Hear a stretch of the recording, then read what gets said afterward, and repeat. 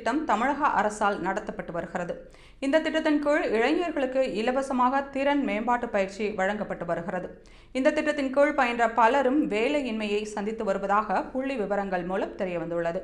2022ஆம் ஆண்டு தொடங்கப்பட்ட இந்த திட்டம் கடந்த 3 ஆண்டுகளாக இளைஞர்களுக்கு பயனளித்து வருகிறது.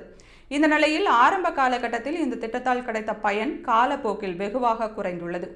நான் முதல்வன் திட்டத்தில் 2023ஆம் ஆண்டு 1,36,137 இளைஞர்கள் பயிற்சி பெற்றனர். அதில் 66,537 இளைஞர்கள் மட்டுமே பணியில் நியமனம் பெற்றனர்.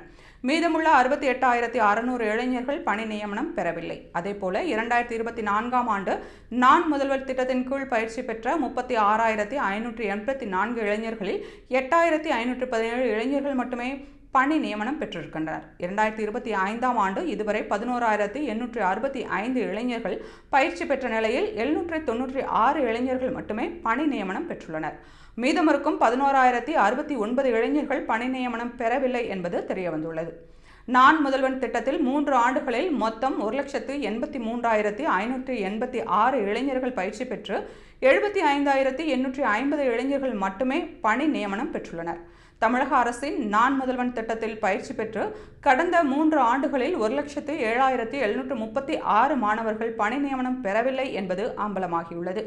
அதாவது நான் முதல்வன் திட்டத்தின் கீழ் பயிற்சி பெற்றவர்களில் 30% இளைஞர்கள் மட்டுமே பணி நியமனம் பெற்றுள்ளனர். மீதமிருக்கும் 70% இளைஞர்கள் பணி நியமனம் பெறவில்லை என்பது வெளிச்சத்திற்கு வந்துள்ளது.